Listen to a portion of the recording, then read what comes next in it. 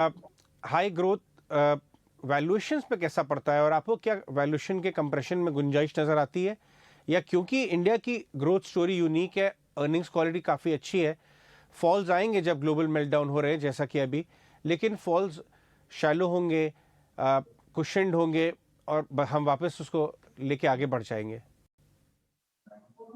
जी, बिल्कुल so interest rates का जो एक तेजी का माहौल है वो तो है अभी, क्योंकि इन्फ्लेशन जैसे-जैसे ऊपर जाएगी, इंटरेस्ट रेट ऊपर जाएगी, तो मुझे लगता है और यहाँ से 50 से 100 बेसिस पॉइंट इंटरेस्ट रेट ऊपर जा सकती है। इट रियली डिपेंड्स कि आगे कमोडिटी प्राइसेस का करेक्शन कैसे आता है। यूक्रेन वॉर अगर कल को यहाँ से कॉल ऑफ हो जाती है, तो मुझे लगता है कमोडिटी प्राइसेस नीचे आने का एक माहौल बन जाएगा और उससे वापस नॉर्मल से रिज्यूम हो सकती है। पर ये सब चीज़ें बहुत सारी चीज़ों पे डिपेंड करती है। आप बोल नहीं सकते हैं कि ऐसा ही होगा। तो आज वर्ल्ड में काफ़ी अनिश्चितताएँ, चाहे वो चाइना लॉकडाउन को लेके, सप्लाई चेन को लेके, यूक्रेन वॉर को लेके बनी हुई है। उसकी वजह से एक साइड गुड्स होते हुए भी कस्टमर के पास नहीं पहुँच पा रहे, जिसकी वजह से इन्फ्लेशन हो जाती है। तो वो इन्फ्लेशन को एड्रेस आप इंटरेस्ट रेट से खाली एक लिमिटेड तरीके से ही कर सकते हैं, क्योंकि central banks have to be seen doing something, उनको करना ही पड़ेगा। और जो कि यूएस के अंदर थोड़ा और भी ज़्यादा इन्फ्लेशन का प्रॉब्लम है, क्योंकि वहाँ पे लेबर की भी शॉर्टेज है। तो और वहाँ पे दूसरा फिस्कल डेफिसिट्स की लेड डिमांड भी काफ़ी बढ़ गई। तो वो सब वहाँ पे यूएस की प्रॉब्लम मुझे लगता है थोड़ी ज़्यादा रियल है। इसलिए शायद फेड और भी एग्रेसिव रहेगा। पर ये सब का इम्पैक्ट इवेंचुअली ग्रोथ पे आना ही है। अगर आप इंटरेस्ट रेट्स को यहाँ से 100 150 बेसिस पॉइंट से बढ़ाते हैं, तो इस पे ग्रोथ पे इम्पैक्ट आना है और वैल्यूएशन पे भी इम्पैक्ट। तो ये मुझे लगता है ये एक कंसोलिडेशन फेज रहेगा। कुछ हद तक मार्केट ऑलरेडी इसको फैक्टर कर चुका है। कुछ हद तक आई थिंक आने वाले 3 से 6 महीने में शायद फैक्टर करेगा। वो भी डिपेंड करता है और कैसे-कैसे इवेंट पैन आउट होते हैं, फेड किस तरह का स्टैंस लेती है, यूक्रेन वॉर कैसे होती है, उस सब का डिपेंड करके आगे एक माहौल बनेगा। पर 3 से 6 महीने के पर्सपेक्टिव से मैं देखूँ, तो कोई ऐसे बहुत सिचुएशन यहाँ से मुझे सिग्निफिकेंट सुधार होते हुए नज़र नहीं आती। एक्सीलेंट। इस पॉजिटिव नोट पे हम अपनी बातचीत समाप्त करेंगे। विकास, बहुत बहुत शुक्रिया हमसे बात करने के लिए। Thanks very much. Have a great day ahead. और अब रुख करते हैं अगली खबर का। L&T इन्फोटेक और माइंडट्री की बोर्ड मीटिंग में दोनों कंपनियों के मर्जर को मंजूरी दे दी गई। मर्जर के बाद कंपनी का नया नाम LTI माइंडट्री होगा और ये टेक महिंद्रा को पछाड़कर देश की 5वें नंबर की सबसे बड़ी IT कंपनी बन जाएगी। इस मर्जर के बाद माइंडट्री के 100 शेयरों के बदले उसके निवेशकों को L&T इन्फोटेक के 73 शेयर्स दिए जाएंगे। मर्जर का काम 9 से 12 महीने में पूरा कर लेने की उम्मीद है। The proposed integration will see LTI and Mindtree join stand to create an IT service company of size exceeding $3.5 billion. The transaction is subject to shareholder and regulatory approval. We believe that this merger will help unlock greater value for all the stakeholders. We have seen the performance of both the companies has been above other mid-tier companies. Going forward, the merged entity will have both the scale and resources to take on bigger challenges and deliver. क्या है इस deal के मायने? ये जो merger हुआ है ये हमारे और आपके किस तरह से काम आ सकता है और क्या है विस्तार में, सबको समझेंगे अंकुर मिश्रा से। जी हाँ, माइंडट्री और L&T इन्फोटेक का मर्जर अनाउंस हुए हैं। अगर हम रेशियो की बात करें तो यहाँ पर 73 शेयर जो होंगे वो L&T इन्फोटेक के होंगे और माइंडट्री के 100 शेयर होंगे, अगर ये मर्जर रेशियो इस तरीके से डिसाइड किया गया है। साथ ही साथ L&T की पूरी जो जॉइंट कंपनी है, जो मर्ज्ड कंपनी है, उसमें 68.73% की हिस्सेदारी करें। इन कंपनीज़ की सिनर्जी की बात करें तो दोनों ही कंपनी की जो स्पेशलिटी है वो अलग अलग है, तो इसलिए मैनेजमेंट का मानना है कि ये दोनों जब जॉइंट कंपनी बनेगी तो ये काफ़ी सिनर्जीज़ होंगी दोनों में, जिसको यूटिलाइज़ किया जा सकता है। टोटल अगर ड्यूरेशन की बात करें तो कब तक ये मर्जर कंप्लीट हो सकता है, तो इसमें रेगुलेटरी अप्रूवल्स चाहिए होंगे और इन सारे प्रोसेसेस के लिए 11 से 12 महीने, तो लगभग FY23 में ये मर्जर कंप्लीट होगा। और इस मर्जर को स्मूथली निपटाने के लिए एक स्टीयरिंग कमेटी भी बनाई जाएगी। इस स्टीयरिंग कमेटी के सदस्यों की बात करें तो दोनों कंपनी के मेंबर्स सदस्य होंगे। हालांकि मैनेजमेंट ने ये पूरा डिटेल्स नहीं दिया है कि कौन कौन इसके मेंबर्स होंगे, बट जल्द ही इसकी घोषणा कर दी जाएगी और ये अगले एक साल तक, जब तक ये मर्जर पूरा नहीं होता है, ये स्टीयरिंग कमेटी ये पूरे मर्जर को ओवरसी करेगी। अगर हम इसकी पोजीशनिंग की बात करें मर्ज्ड कंपनी की, तो मैनेजमेंट का कहना यही है कि जो कंबाइंड स्ट्रेंथ है वो फिलहाल $3.5 बिलियन है और आगे इसको और भी आगे ले जाने की संभावना है। और खबर मिल रही है कि एक्सिस म्यूचुअल फंड में कुछ गड़बड़ी हो रही है। 2 फंड मैनेजर्स को फ्रंट रनिंग के आरोप में छुट्टी पर भेज दिया गया। इसे लेकर हमने आनंद राठी वेल्थ के फिरोज अजीज और प्रूडेंट कॉर्पोरेट एडवाइजरी के संजय शाह के साथ बातचीत की। क्या कुछ कहा उन्होंने इस मुद्दे पर, चलिए सुनाते हैं आपको। फिरोज अजीज और संजय शाह जी के पास, दोनों ही हमारे साथ जुड़ रहे हैं। फिरोज, मैं आपसे पहले शुरुआत करना चाहूँगा, क्योंकि देखिए इसको हम एनालाइज करें क्या हुआ है। वहाँ क्लियरली कुछ गड़बड़ियाँ सामने आई हैं और शायद इतनी ज़्यादा हो गई थी जिस तरह की खबरें आ रही हैं कि इस समय इग्नोर करना डिफ़िकल्ट हो गया था, और इसीलिए बहुत ही swiftly Axis Bank, Axis mutual fund और रेगुलेटर दोनों मूव किए हैं इस मैटर के ऊपर। आप बताइए कि ये इन्वेस्टर सेंटिमेंट इतना फ्रेजाइल है और उससे पे गड़बड़ी आ गई, तो आप कैसे एनालाइज कर रहे हैं पहले ये जो मैटर निकल के आया है टेबल पे? अजय शाह नमस्कार, संजय जी नमस्कार। पहले तो मैं ये कहना चाहूंगा कि जब आप इन्वेस्टिंग करते हैं 10, 15, 20 साल, 25 साल के लिए, ऐसी इन्वेस्टिगेशन सामने आएंगी एज एन इन्वेस्टर। पहले तो मुझे बड़ी खुशी है कि रेगुलेटर इतना विजिलेंट है।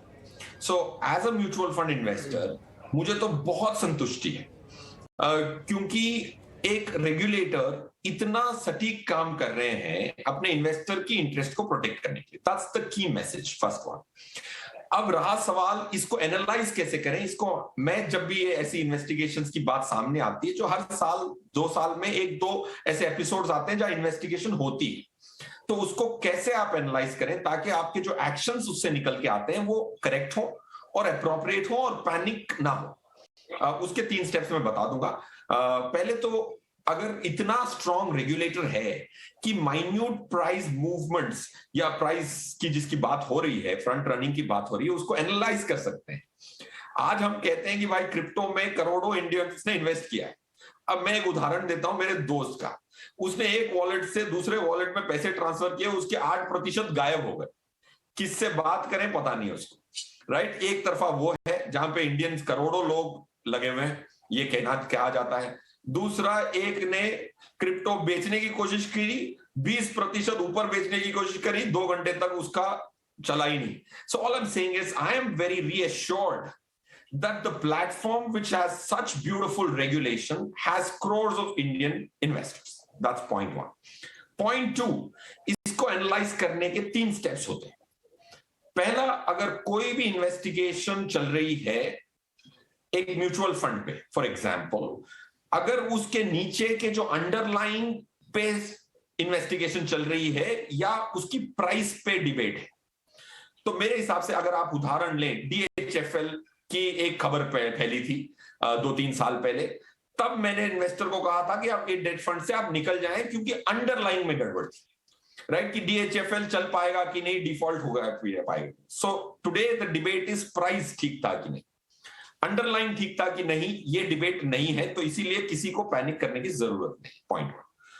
पॉइंट 2, क्या ये इंस्टीट्यूशनल लेवल पे फ्रॉड है या इन्वेस्टिगेशन की बात हो रही है या इंडिविजुअल लेवल पे? इट इज इंडिविजुअल लेवल पे, तो that's a second tick mark that मुझे पैनिक करने की जरूरत नहीं। तीसरा स्टेप होता है कि कॉन्टेक्स्ट देखें। क्या ये एक bank promoted asset management company है? कॉन्टेक्स्ट भी बड़ा है, ऐसा नहीं है कि आपने कोई चिट फंड में पैसे लगाए, right. It's a context is good.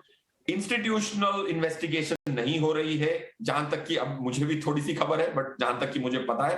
But these are the 3 steps in which you decide whether कोई एक्शन आज आपके लिए जरूरी है या 1 महीने रुक के भी आप कर सकते हैं। सो ये तीनों स्टेप में मुझे ये सांत्वना मिलती है कि मुझे आज कुछ करने की जरूरत नहीं है as an axis investor itself. Experience से बताइए, जो आपका 30 इयर्स का बाजार का एक्सपीरियंस है, कि इस तरह के मैटर्स आते रहते हैं, इन्वेस्टर्स को इस तरह के इशू को कैसे अप्रोच करना चाहिए?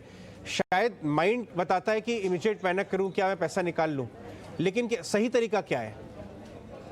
So thank you I think मुझे बुलाने के लिए और मेरा व्यू पॉइंट देने के लिए, बट मैं मानूंगा कि ऐसे टाइम के अंदर सबसे important role I think ground level पे एडवाइजर ही प्ले करता है।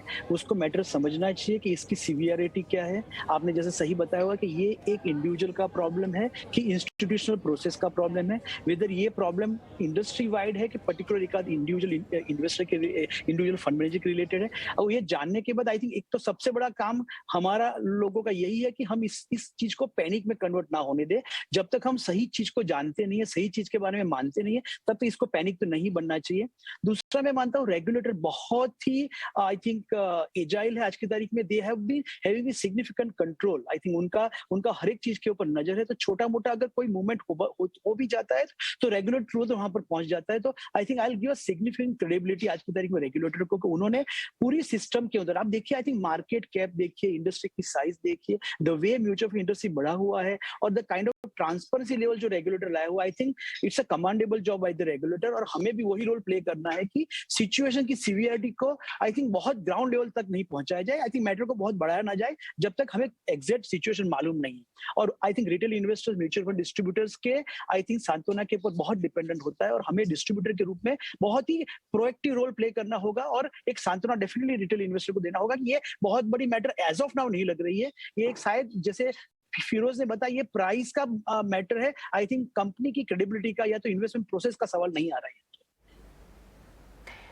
इस खबर के आने के बाद एक्सिस म्यूचुअल फंड्स ने बयान जारी किया है जिसमें उन्होंने 2 महीने से 2 फंड मैनेजर्स के खिलाफ जांच चलने की बात मानी है।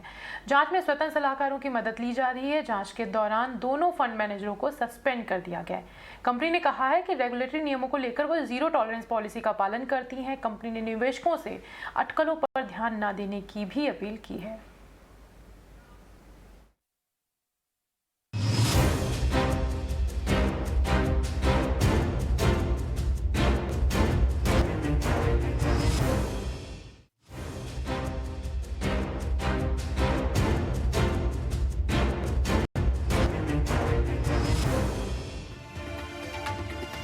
का इशू अभी सब्सक्रिप्शन के लिए खुला है। एलआईसी का इशू जो इस समय फुली सब्सक्राइब्ड हो चुका है। रिटेल कैटेगरी में एलआईसी को दमदार रिस्पांस मिला है। तो एलआईसी के इशू में जिन्होंने सब्सक्राइब करा उन्हें लिस्टिंग पे क्या उम्मीद करनी चाहिए, और जिन्होंने सब्सक्राइब नहीं करा है क्या उन्हें सब्सक्राइब करना चाहिए? क्या एलआईसी शॉर्ट टर्म में लिस्टिंग के बाद उछाल देगा, मीडियम टर्म में आउट परफॉर्मेंस देगा, और लंबी अवधि के लिए क्या एलआईसी एक वेल्थ क्रिएट कर सकता है? एक काफ़ी महत्वपूर्ण चर्चा है। इस चर्चा को आगे बढ़ाते हैं। हमारे साथ चर्चा को आगे बढ़ाने के लिए जुड़ रहे हैं हेमांग जानी, जिनसे हम राय लेंगे कि एलआईसी इशू को क्या करना चाहिए, आदित्य शाह और अभिषेक भांश मलिक। स्वागत है आप तीनों का 18 स्वदेश पर। बहुत बहुत शुक्रिया हमारे साथ जुड़ने के लिए। हेमांग जानी, सबसे पहले एक बड़ा बुनियादी सवाल, मार्केट कंडीशंस इस समय ख़राब हैं और मार्केट कंडीशंस और भी ख़राब हो सकती हैं। तो जिन लोगों ने एलआईसी में सब्सक्राइब नहीं करा है क्या उन्हें अवॉइड करना चाहिए? और अगर मार्केट ख़राब है तो हो सकता है लिस्टिंग के बाद उन्हें और नीचे एलआईसी मिल जाए। गुड आफ्टरनून निकुंज। मुझे लगता है कि जिस तरह का अभी मार्केट का सेंटिमेंट है उसमें मार्केट ऐसी कंपनीज को प्रेफर करेगा जिनके नंबर्स काफी सॉलिड है, जिनका कस्टमर फ्रेंचाइज अच्छा है, जिसका बिजनेस मॉडल स्ट्रांग है और जो अच्छे दाम पे मिल रहा है। तो अगर आप देखें तो पिछले 12-15 महीनों में बीच में एक ऐसा फेज आया था जबकि हमने फिनटेक कंपनी, स्टार्टअप कंपनी, ये सब के लिए एक बहुत बड़ा क्रेज देखा था। काफी बड़े वैल्यूएशंस पे आईपीओ लॉन्च किए गए थे। उनका कुछ कंपनीज का लिस्टिंग में गेन्स भी काफी अच्छा हुआ, लेकिन उसके बाद में लगभग 40-50 और इन सम केसेस इवन 70% का हम ड्रॉप देख चुके हैं। तो क्लियरली जो सेंटिमेंट है वो अभी ऐसा है कि लोगों को लो पी, रीजनेबली प्राइस और अच्छी बिजनेस मॉडल वाली कंपनी से, जिसमें कि एलआईसी काफी फिट होता है। इंक्रीमेंटली मैं समझता हूं कि जो डिस्काउंट दिया जा रहा है रिटेल कैटेगरी के लिए और पॉलिसी होल्डर्स के लिए 45 रुपीज एंड 60 रुपीज, तो ये मुझे लगता है कि बहुत ही अट्रैक्टिव प्रपोजिशन है। और डेफिनेटली लिस्टिंग में मुझे लगता है कि लगभग 10 to 15% का एक अपसाइड का केस बन सकता है, barring exceptionally adverse circumstances at the time of listing. और मैं समझता हूँ कि मीडियम और लॉन्ग टर्म के हिसाब से थोड़ा सा इसमें देखना चाहिए किस तरह की परफॉर्मेंस आती है, किस तरह की बिजनेस मॉडल ये कंपनी पेश करती है, किस तरह से फाइट बैक करती है प्राइवेट कंपनीज को, इस पे निर्भर करेगा। अभिषेक, आपको क्या लगता है एलआईसी का इशू शॉर्ट टर्म में आपको लिस्टिंग के बाद उछाल देगा, मीडियम टर्म में आउट परफॉर्मेंस दे सकता है, लॉन्ग टर्म में क्या ये इशू वेल्थ क्रिएट करेगा? ये शॉर्ट टर्म तो बताना बहुत मुश्किल है। जिस दिन खुलेगा उसके ऊपर उस दिन उस हफ्ता कैसा चल रहा है उस पर डिपेंड करेगा, तो वो बताना बहुत मुश्किल है सेंटीमेंट कैसा रहेगा। But medium to long term अच्छा होना चाहिए, सिंपली बिकॉज कंपनी स्ट्रांग है। अगर हम पहले भी मतलब पिछले इनका रिकॉर्ड देखें तो काफ़ी स्ट्रांग इनका फ्रेंचाइज है। इनका जो एजेंट स्ट्रेंथ है, जो डिस्ट्रीब्यूशन है, दैट इज अनपैरेलल्ड। मतलब 91% ऑफ डिस्ट्रिक्ट्स ऑफ इंडिया में ये इनका एजेंट्स फैले हुए हैं, जो कि is 10% more than private insurance company, so that is a significant advantage. फिर तो लॉन्ग टर्म के लिए काफी अच्छा है। चैलेंजेस है, आई मीन बिजनेस में चैलेंजेस है। फ्लोट काफी कम रहेगा तो शॉर्ट टर्म में also it can do well, क्योंकि गवर्नमेंट जो है वो बहुत ही कम परसेंटेज ऑफलोड कर रहा है टू द पब्लिक, सो एक डिमांड सप्लाई मिसमैच होने का चांसेस तो है ही। मैं एलआईसी का मार्केट शेयर देख रहा था, 65% के आसपास मार्केट शेयर है। इनका प्रॉफिट्स मैं देख रहा था, प्रॉफिट $1 बिलियन भी नहीं है, 2000 करोड़ के ऊपर है।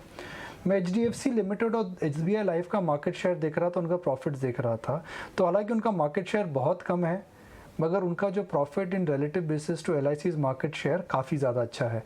तो हम जब बोलते हैं LIC एक स्ट्रॉन्ग फ्रेंचाइज है, तो वो जी एक स्ट्रॉन्ग फ्रेंचाइज ज़रूर है because of its existence as a insurance provider and fulfilling its social sector obligations, but can it be a shareholder friendly company? Good afternoon Nikunj. तो जैसे कि आपने सही से बोला, LIC के जो मार्जिन्स हैं वो सबसे खराब है पूरे सेक्टर के अंदर। LIC 9% मार्जिन के आसपास काम करता है, जबकि प्राइवेट इंश्योरर्स जो है वो 25 से 30% के आसपास काम करते हैं। LIC के कुछ मेट्रिक्स हैं वो वीकर है सारे प्राइवेट इंश्योरर्स के मुकाबले, जैसे कि परसिस्टेंसी रेशियो बोलो या उनकी न्यू बिजनेस मार्जिन्स में, न्यू बिजनेस प्रीमियम में ग्रोथ भी बोलो तो वो वीकर है। बट इसके चलते गवर्नमेंट ने जो है वो वैल्यूएशन जो है वो बिल्कुल कम कर दिया है। वैल्यूएशन अब 1 टाइम एम्बेडेड वैल्यू के आसपास ट्रेड कर रहा है, जो कि रिफ्लेक्ट कर रहा है वीकनेस LIC के बिजनेस के अंदर। बट मैनेजमेंट ने अब प्रॉमिस किया है कि वो अगले 2 से 3 साल के अंदर एक चेंज की तरफ एम्बार्क करेंगे और प्रोटेक्शन बिजनेस है वो अपने बिजनेस का जो 1% है अभी उसको पहले 10% के आसपास ले जाएंगे और फिर और भी ऊपर ले जाएंगे। तो ये अगर चेंज हुआ बिजनेस के अंदर, जो कि मैनेजमेंट प्रॉमिस कर रही है कि प्रोटेक्शन बिजनेस जो कि सबसे बड़ा प्रॉफिटेबल बिजनेस होता है इंश्योरेंस, पूरे इंश्योरेंस बिजनेस के अंदर, तो यहाँ से ये जो वैल्यूएशन है 1 टाइम एम्बेडेड वैल्यू, वो हो सकता है कि वो आगे जाके 2 से 3 टाइम्स एम्बेडेड वैल्यू की तरफ बढ़ेगा और एक वैल्यूएशन रीरेटिंग की वजह से सोर्स ऑफ रिटर्न मिलेगा। तो मैं सबको यही कहता हूं कि आप LIC पे बेट कर रहे हैं तो आप इंडिया पे बेट कर रहे हैं और मैनेजमेंट पे थोड़ा सा भरोसा रखिए। मैनेजमेंट अगर टर्न अराउंड देगा तो ये इंश्योरेंस सेक्टर का बहुत अच्छा वेल्थ क्रिएटर बन सकता है अगले 2 से 3 साल के अंदर। तो शॉर्ट टर्म के अंदर बताना बहुत मुश्किल है, बट लॉन्ग टर्म के अंदर अच्छे वैल्यूएशन की वजह से प्रॉस्पेक्ट्स बहुत अच्छे दिख रहे हैं कंपनी के लिए। हम अंग्रेजी में एक शब्द बोलते हैं मार्जिन ऑफ सेफ्टी।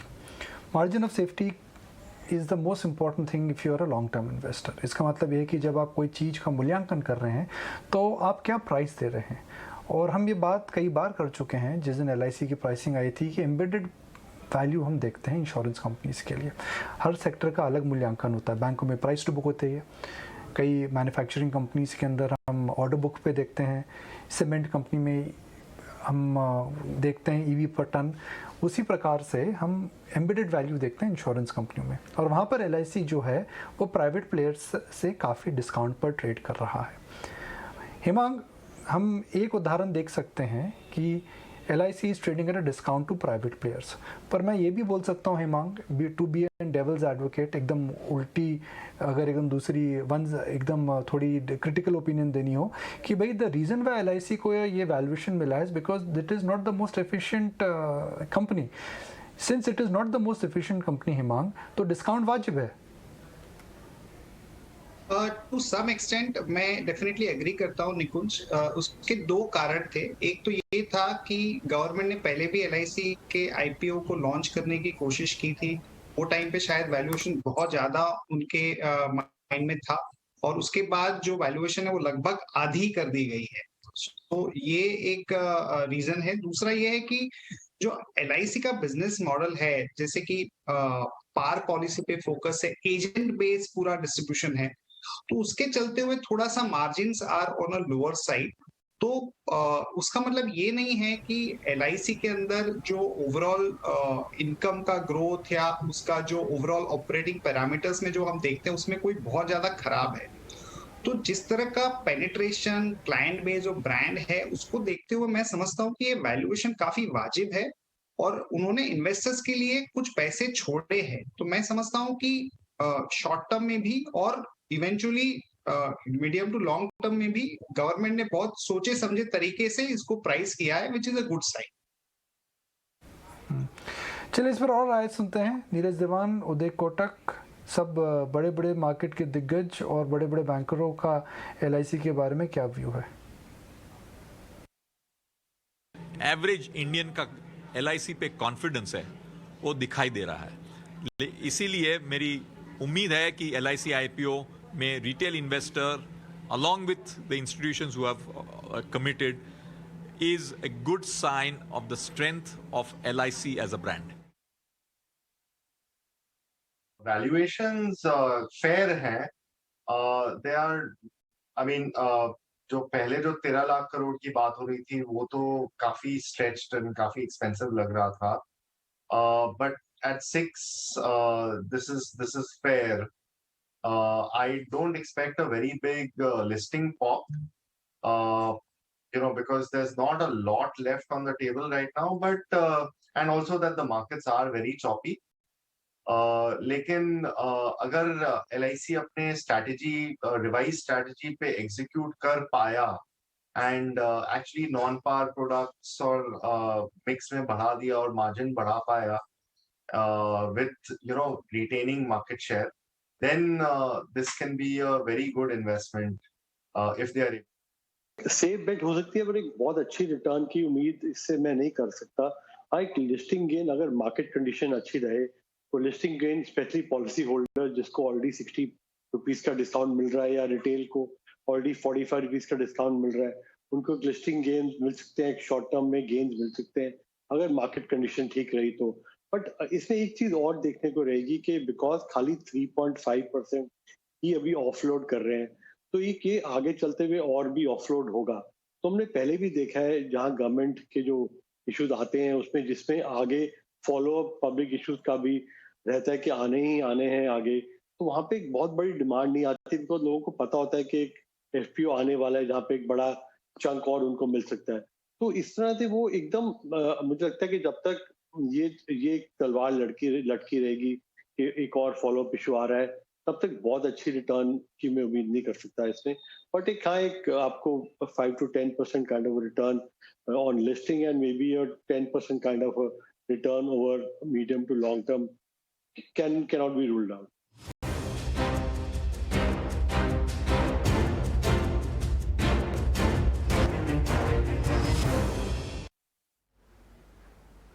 देश में गर्मी का सीजन शुरू हो चुका है और जैसे जैसे गर्मी बढ़ रही है वैसे वैसे बिजली की डिमांड बढ़ रही है और बढ़ती डिमांड की वजह से कोयले की किल्लत भी लगातार बढ़ती जा रही है। यानी कि सारी चीज़ें इंटरलिंक्ड है और इसी पर पेश है हमारा आज का स्वदेश विशेष।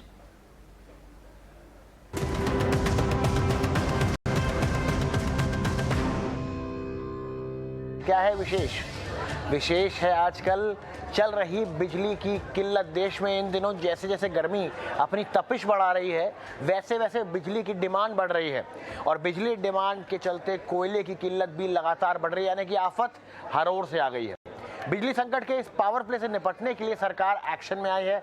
सरकार देर आई मगर क्या दुरुस्त आई है, इस पर करेंगे चर्चा, लेकिन उससे पहले देखते हैं ये रिपोर्ट।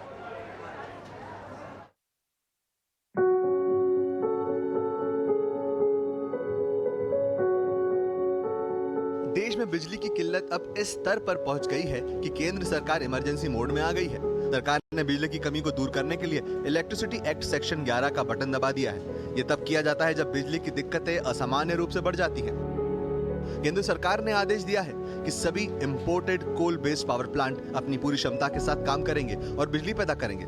दरअसल सभी इंपोर्टेड कोल के महंगे के चलते ये पावर प्लांट काम नहीं कर रहे थे, क्योंकि जिन राज्यों के साथ उनके बिजली खरीदने के लिए पीपीए यानी पावर परचेस एग्रीमेंट हुए थे, उन राज्यों ने महंगी बिजली खरीदने से मना कर दिया था।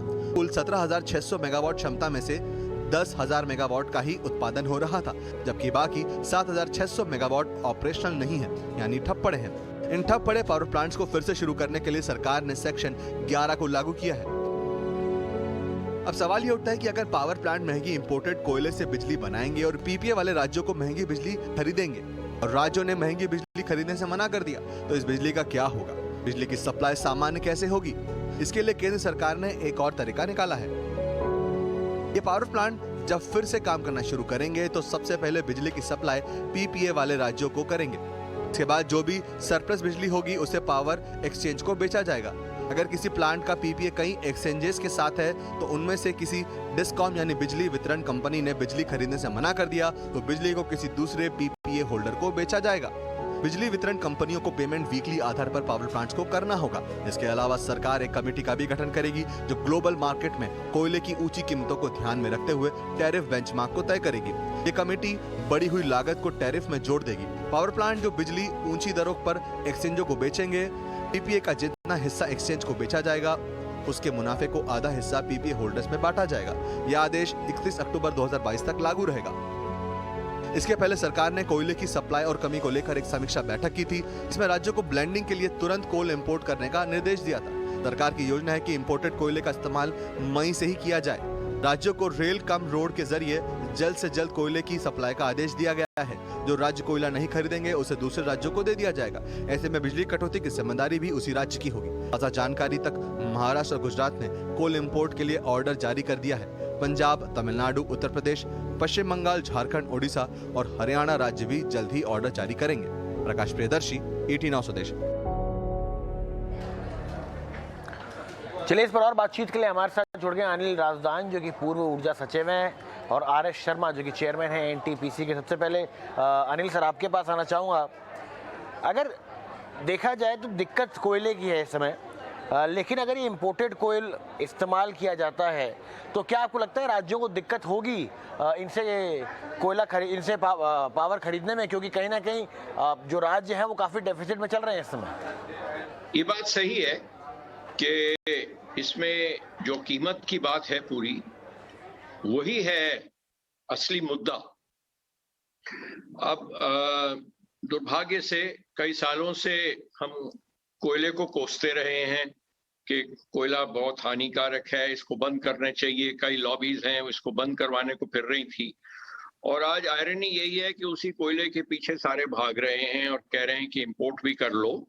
जो सरकार ने पहले, जब मैं महकमे में होता था, चाहे ज्वाइंट सेक्रेटरी था चाहे पावर सेक्रेटरी था, तो ये था, हमने अंदाजा लगाया था कि हमें डोमेस्टिक कोल के ऊपर सारा नहीं निर्भर रखना चाहिए, हमें इंपोर्टेड कोल भी लाना चाहिए और जो कोस्टल रीजन्स हैं उसमें इंपोर्टेड कोल से आयात करके बिजली पैदा करके भेजनी चाहिए जहां जहां किल्लत है, और कुछ राज्यों को वो ज्यादा सूट करेगी।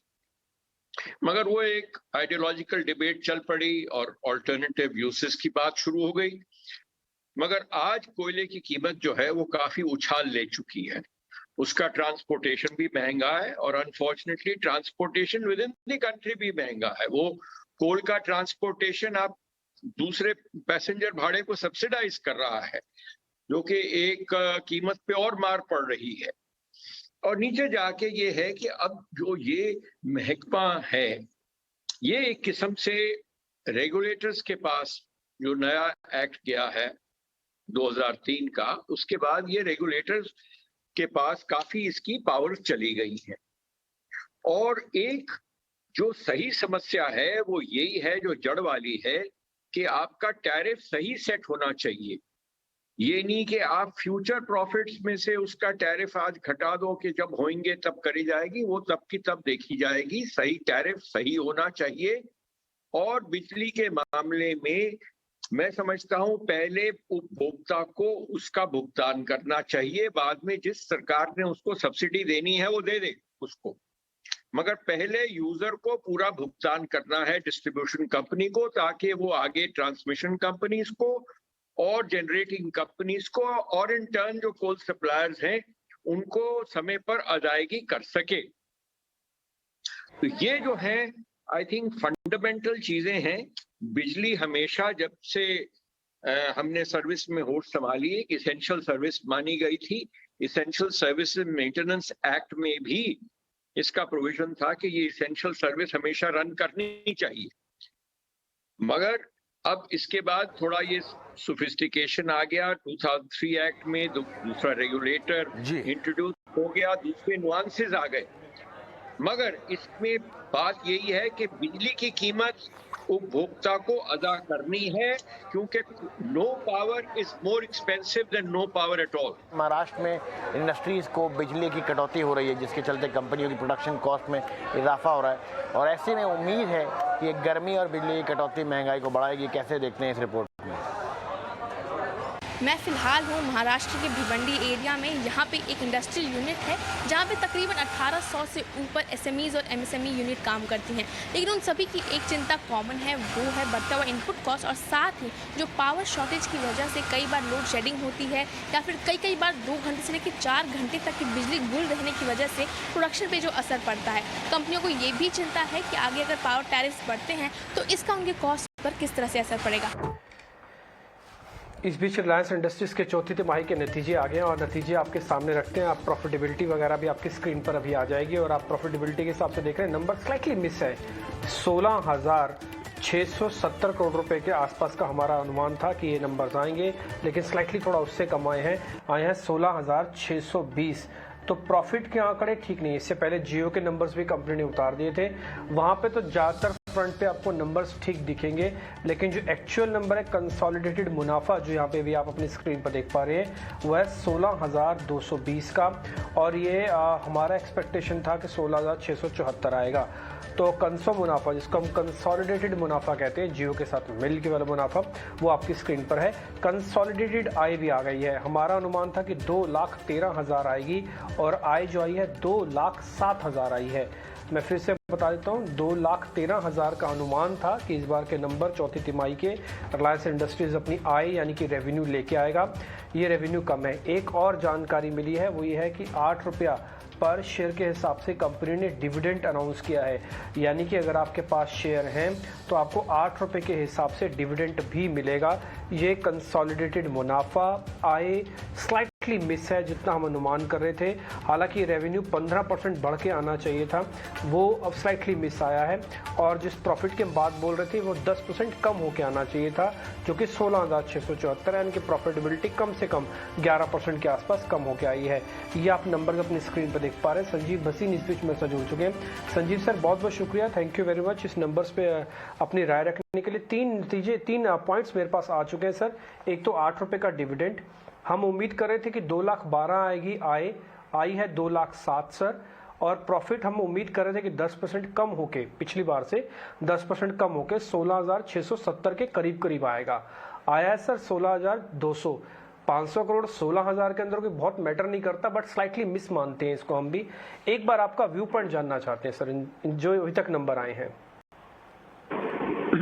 हाँ, गुड इवनिंग डिम्पी जी। देखिए, इतनी बड़ी बैलेंस शीट में 500 करोड़ इतना मायने नहीं रखता, और वो आपको देखना पड़ेगा। You know that this was a quarter जहां क्रूड इन्वेंट्रीज और प्राइसेस, स्पाइक इन प्राइसेस था। हो सकता है रिटेल में कहीं एडजस्टमेंट किया हो या जीआरएम मार्जिन में थोड़ा सा फर्क पड़ा हो।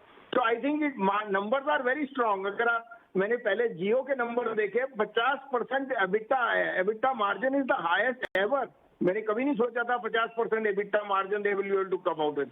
तो मेरे हिसाब से नंबर्स आर इन लाइन। अब मार्केट का सेंटिमेंट है थोड़ा सा, उसमें उतार चढ़ाव हो सकता है, but I think numbers are just fine. ठीक है संजीव जी, दो आंकड़े ना मेरे पास और भी आए हैं, वो है अबीटा मार्जिन्स के और अबीटा के यानी कि कामकाजी मुनाफे के। वो आया है 32,400 करोड़ रुपए का हमारा अनुमान था, आया है सर 31,000 करोड़। स्लाइटली ये भी कम है, स्वाभाविक सी बात है, अगर आपके ऑपरेशनल मार्जिन कम है तो प्रॉफिटेबिलिटी तो कम आनी ही थी। उसमें एक जो एक्सेप्शनल गेन जुड़ता 3,000 करोड़ रुपए का, वो भी अभी तक उसकी जानकारी नहीं है। अच्छा, एक सर मार्जिन भी आया है संजीव सर, हमारा एक्सपेक्टेशन था कि करीब 15% से कम का मार्जिन आएगा, यानी कि 14.6% का मार्जिन आना था। मार्जिन आया सर 15% से ऊपर, ये एक अच्छा पॉइंट हमको दिखा है। शायद जीआरएम इसकी बड़ी वजह रह सकती है क्योंकि स्लाइटली अपराइट थे। तो सर कुल मिला के आप नंबर को, आप मार्क्स तो नहीं देंगे, लेकिन अगर आपको इन्हीं नंबर्स के बेसिस पर सोमवार को रिलायंस में काम करना होगा, आप वेट करेंगे या फिर अभी थोड़ा खुलते ही देखेंगे इस नंबर्स को? डिम्पी जी, आजकल तो रिलायंस नहीं चल रहा है, आजकल तो डाउ जोन्स चल रहा है और बॉन्ड यील्ड, वहां पे जॉब्स रिपोर्ट अच्छी आती है तो सेल ऑफ आ जाता है, जॉब्स रिपोर्ट गंदी आती है तो सेल ऑफ आ जाता है। तो मार्केट अभी एकदम ही वीक सेंटिमेंट पे है और इस कारण से रिलायंस के नंबर मेरे को तो बहुत पसंद है। मेरे को तो लगता है 3,000 का भाव हो जाना चाहिए, लेकिन मेरे कहने से नहीं होता। बट मैं ये कह सकता हूं कि नंबर 2 लाख करोड़ की टर्नओवर कर रही है क्वार्टरली कंपनी, आप क्या मुकाबला करेंगे? और जैसे आपने कहा 15% आपको मार्जिन आ गए, मेरे हिसाब से 10 on 10 है इस नंबर पे, और वो भी इन अ क्वार्टर जहां आपको पता है कि there has been so much of volatility, so they have been able to hold their own. GRMs, your EBITDA in Jio is rising, अभी रिटेल के ब्रेकअप नहीं आए। ऑल इन ऑल मेरे लिए ये बहुत ही मेरे हिसाब से ये बिल्कुल ठीक नंबर है। ठीक है बसीन साहब, मैं 1 मिनट आपसे और लूंगा, जियो के नंबर्स के बारे में भी पता करूंगा आपसे कि आपको वो स्लाइटली पैटर्न कैसा दिखा। लेकिन सौमित सरकार ने अब तक जितने भी नंबर्स आए ना सबको कंपाइल कर लिया। एक बार फटाफट से मैं और आप दोनों सुन लेते हैं वो क्या क्या कह रहे हैं। सौमित बता दीजिए अब तक की अपडेट क्या है। अगर आप नंबर्स देखेंगे ऑन कंसोलिडेटेड बेसिस तो प्रीटी मच इन लाइन आया है। ऑपरेशनली हल्का सा एक बीट आया है क्योंकि एनालिस्ट एक्सपेक्ट कर रहे थे कि जो फाइनेंस कॉस्ट होगा वो क्यू ऑन क्यू इंक्रीज करेगा, बट वैसा नहीं हुआ है, इनफैक्ट डिक्रीज किया है। इसी कारण अगर हम देखेंगे तो operationally pretty much in line है। बिट्टा जो है वो 6% ग्रो करके करीब 31,400 करोड़ के आसपास आया है। मार्जिन 15.1% आया है और नेट प्रॉफिट नंबर जो है वो करीब 13% डिक्लाइन का। अभी डिक्लाइन के पीछे का कारण ये है कि लास्ट क्वार्टर एक्सेप्शनल गेन्स थे 3,000 करोड़ रुपीज़ के, इसी कारण हमें ये डिक्लाइन दिखा है। बट ओवरऑल अगर हम देखेंगे तो number pretty much in line है। और सेगमेंट वाइज अगर हम देखते हैं तो O2C सेगमेंट में 5% का ग्रोथ दिखा है और इसमें रिफाइनिंग सेगमेंट ने आउट परफॉर्म किया होगा, पेट्रोकेमिकल सेगमेंट का परफॉर्मेंस थोड़ा वीक रहा होगा।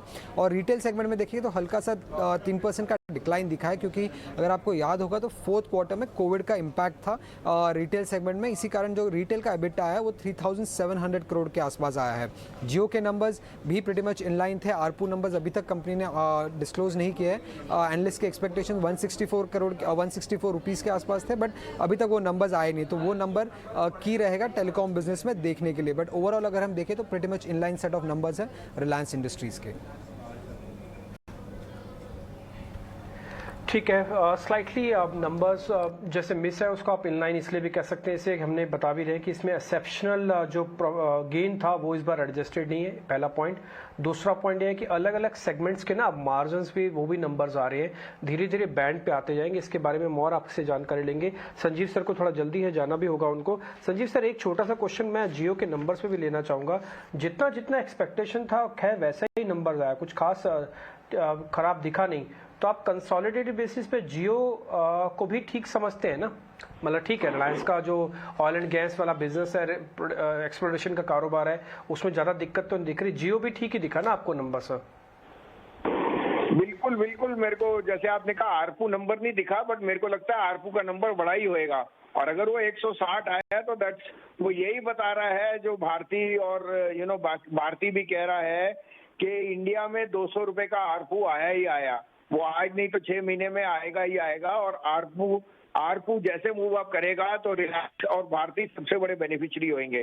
तो मेरे को तो जियो के नंबर बहुत पसंद है। और वो बता रहा है डिब्बी in today day and as data is the new gold, और वो दिख रहा है। और साथ ही उनके सारे सिलेंडर्स हैं, चाहे जीआरएम्स हो, चाहे पेटकेम हो, चाहे रिटेल हो, all businesses I think are doing exceptionally well. And in a quarter where expectations were more or less muted, I think they have definitely outperformed. ठीक है संजीव सर, बहुत बहुत शुक्रिया, thank you very much numbers पे अपना outlook देने के लिए। आपकी तरफ से नंबर्स ठीक हैं, आप ये कह रहे हैं कि रिलायंस के अंदर नंबर्स को मैं ठीक ही मानता हूँ, अब जियो के नंबर्स को भी क्लब करके बता रहे हैं कि नंबर्स ये ठीक है। ठीक है, मयूरेश जोशी भी मेरे साथ जुड़ चुके हैं। मयूरेश, सारे आंकड़े आप भी अपनी स्क्रीन पर देख रहे होंगे, मैं बोलने की आपको बता के मैं क्या करूँगा, आपने खुद भी देख लिए होंगे। एक बार मैं आपका फर्स्ट टेक चाहता हूँ नंबर्स पे। मेरे को बस एक ही चीज़ जो बड़ी इंटरेस्टिंग दिख रही है कि भले प्रॉफिटेबिलिटी ठीक है, इनलाइन है, 16,200 करोड़ रुपए आया, 16,600 का नंबर्स था, 400 करोड़ रुपए 16,000 के नंबर्स में कुछ ज़्यादा मैटर नहीं करता, मार्जिन अच्छे मेंटेन हुआ है, ये 15% है जो किसी मार्केट को बीट कर गया है। तो ये इस पे जरा मैं आपका व्यू पॉइंट चाहता हूँ। एब्सोल्युटली, आप इवनिंग डिब्बी, मुझे लगता है आई थिंक जो ऑपरेटिंग परफॉर्मेंस होता है वो रिलायंस के केस में बहुत अहम होता है, और जैसे संजीव जी भी बता रहे थे, मुझे लगता है आई थिंक नंबर्स मोर और less in line with estimates हैं। थोड़े O2C कारोबार में जैसे मैं देख रहा हूँ मार्जिन्स पे क्वार्टर ऑन क्वार्टर बेसिस पे थोड़ा प्रेशर जरूर आया है, क्योंकि it was a tale of two halves पिछले क्वार्टर में। अगर आप देखोगे तो जो क्वार्टर के पहला हिस्सा था, जो फर्स्ट हाफ था क्वार्टर का, उसमें आपने एक सिग्निफिकेंट मार्जिन प्रेशर देखा था केमिकल कारोबार में, पेटकेम कारोबार में, क्योंकि आई थिंक जो ऑयल प्राइस की स्पाइक हुई थी और रिफाइनिंग मार्जिन स्टेबल थे। उसके बाद जो टाइटनेस दिखी है और जो GRMs में बढ़ोतरी दिखी है, refining margin second half of the quarter में एक सिग्निफिकेंट इंप्रूवमेंट दिखा है। इसलिए अगर आप एडजस्ट करते हो blended O2C margins, they are quite reasonable in my opinion. Retail has held on in my opinion as well, 6.4% के आसपास के मार्जिन्स आए हैं एबिटा लेवल पे, compare to 6.62 on a quarter basis. और जैसे मैं डिजिटल सर्विसेज का आई थिंक आंकड़ा देख रहा हूँ एबिटा लेवल पे, वहाँ पे भी आई थिंक ठीक ठाक ग्रोथ है। तो मुझे लगता है आई थिंक जो आरपू का आंकड़ा आएगा, I think that also should be a little bit more encouraging. But जो रिटेल बेस्ड कारोबार है वहाँ पे स्टेबल परफॉर्मेंस है। ऑयल टू केमिकल में हालांकि थोड़ा मार्जिन प्रेशर दिखा है, बट जैसे हम आगे देख रहे हैं I think GRMs are at all time highs at this point of time. जो प्रोडक्ट क्रैक्स होते हैं और जो फीडस्टॉक का चॉइस है RIL के पास, यहाँ पे आई थिंक एक जो मिड साइकिल वैल्यूएशन हम कहते हैं, आई थिंक वहाँ पे अच्छा खासा कन्विक्शन होगा। दूसरा आई थिंक जो नॉर्मलाइजेशन होगा स्पेसिफिकली केमिकल पोर्टफोलियो में, again towards the mid cycle levels, और जो गैस का ASPs हैं अलॉन्ग विद केपेक्स से जो कर रहे हैं towards green hydrogen, green energy and retail businesses, जैसे मैं कह रहा था, retail and both digital services including Jio doing well and stable and ARPU expected to increase, ये सारी चीजें आई थिंक रिलायंस के फेवर में रहती है डिम्पी जी। ओके ठीक है सर, मैं एक बार ना नंबर्स वापस से रिटेल के भी आपको भी बता देता हूँ, जो नंबर्स मेरे पास अभी आए कंपाइल होके और दर्शकों के लिए भी है। असल में रिटेल का जो रेवेन्यू है वो हम एक्सपेक्ट कर रहे थे कि 58,670 करोड़ रुपए के आसपास रहेगा, वो 58,000 ही आया, 58,019 है। तो इस नंबर को मैं ओके कर सकता हूँ, बिल्कुल ठीक है ये नंबर। तो रिटेल का रेवेन्यू जिसको आपको नोटिस करवा रहे हैं ठीक है। आपने कहा है कि इसका अच्छा, इसका जो अबिटा मार्जिन है जिसको हम प्रॉफिटेबिलिटी कहते हैं, मार्जिन्स कहते हैं, वो आने चाहिए थे 4,085 करोड़, 3,712 करोड़ है।